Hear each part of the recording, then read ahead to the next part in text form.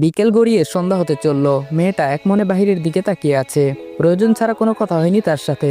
অবশ্য আমার আগ্রহ কম কথা বলার জন্য, তাই কথা হয়নি। আচমকা মেয়েটি হেসে হেসে বলল, পৃথিবীর মানুষগুলো কত বৈচিত্র্যপূর্ণ।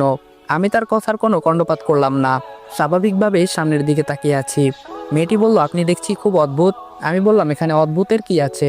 মেয়েটি বলল, ভেবেছিলাম আপনার মনটা খুবই ভালো, কিন্তু আপনি যে একঘরে টাইপের কে জানতো। আমি বললাম, এক্সকিউজ মি, কি বলছেন?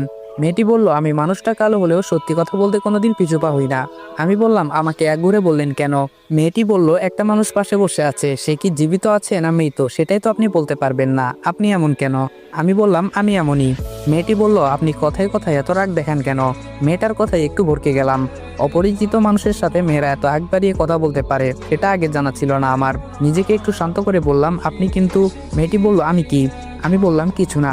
মেয়েটি বলল, আমি খুব মিশুক স্বভাবের মানুষ, আমি চুপচাপ থাকতে পারি না বেশিক্ষণ। অবশ্য অপরিচিত মানুষের সাথে কথা বলি না, কিন্তু আপনার সাথে কথা বলতে কেন যেন ইন্টারেস্টিং লাগছে। আমি বললাম, আমার মাঝে সবাই বদমেজাজ খুঁজে পায়, আর আপনার ইন্টারেস্টিং লাগছে, কি অদ্ভুত। মেয়েটি বলল, শুনেন, একটা কথা বলি, আপনার মাঝে বদমেজাজ আছে সেটা মানছি, তবে আপনার মাঝে সুন্দর একটা মনও আছে। মেয়েটার কথা শুনে আমি রীতিমতো স্তব্ধ। এমন কথা কারো মুখ থেকে এই প্রথম শুনলাম। মেয়েটা কথাটা বলেই বাহিরের দিকে মুখ ফিরিয়ে মুচকি মুচকি হাসছে। অস্বীকার করব না, মেয়েটার গোছালো দাঁতগুলোর হাসিটা দেখার মতো।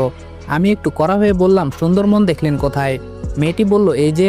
দুষ্টু লোকগুলো যখন আমার দিকে অন্যরকমভাবে তাকিয়েছিল, এটা আপনার কাছে ভালো লাগেনি, তাই স্বাদের সিটটা ছেড়ে দিলেন।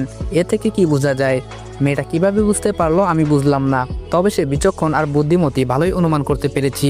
তবুও আমি একটু কঠিন সুরে বললাম, দাঁড়িয়েছিলেন তাই সিটটা ছেড়েছি, এর মানে এটা নয় যে আমি ছেলেটা ভালো। মেয়েটি বলল, সেটা তো দেখলাম। আচ্ছা, আপনার নামটা কি? আমি বললাম, মনে নেই।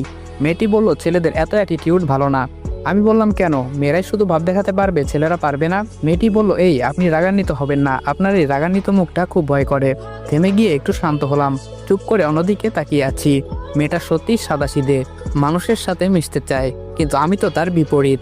একদম কাছের মানুষ না হলে কারোর সাথে মিশি না, এবং কি আব্বুর সাথেও আমি কখনো ভালো করে কথা বলিনি। বাবা মা দুজনের প্রতি আছে আমার অগণিত ঘৃণা, তাদের জন্য আমি আর আমার বোন নিঃসঙ্গ হয়েছি। আজকে এতটা বছর তরিকে না দেখেই রয়েছি। অবশ্য বাবা এখন বেঁচে নেই, বাবার মৃত্যুটা আজও রহস্যজনক। প্রকৃতির নিয়মে মৃত্যু নাকি মার্ডার সেটা আজও কেউ স্পষ্ট জানে না। আমি ছিলাম নিউ ইয়র্কে, বাবা ছিলেন বাড়িতে একা, তাই কেউ এতটা গুরুত্ব দেয়নি। ভিসার জটিলতার কারণে আমি সেদিন বাবাকে দেখতে পারিনি। এলাকার অনেক মানুষের মুখে শুনেছি, যেদিন আব্বুর মৃত্যু হয় সেদিন সকালে নাকি আম্মুকে অনেকেই আমাদের বাড়ির আশেপাশে দেখেছে। আসসালামু আলাইকুম এভরিওয়ান। বাবার মৃত্যু গল্পের নেক্সট পার্ট ইউটিউবে আপলোড হয়ে যাবে আজকে সন্ধ্যা 7টায়। ইউটিউব চ্যানেলের লিঙ্ক টিকটক বায়োতে দেওয়া আছে। ইউটিউব চ্যানেলের নাম রিদওয়ান অলওয়েজ অন ফায়ার। ভাইয়ের চ্যানেলটা সাবস্ক্রাইব করে দিও। আর দেখা হচ্ছে নেক্সট ভিডিওতে। ততক্ষণ ভালো থাকবা, সুস্থ থাকবা। আল্লাহ হাফেজ।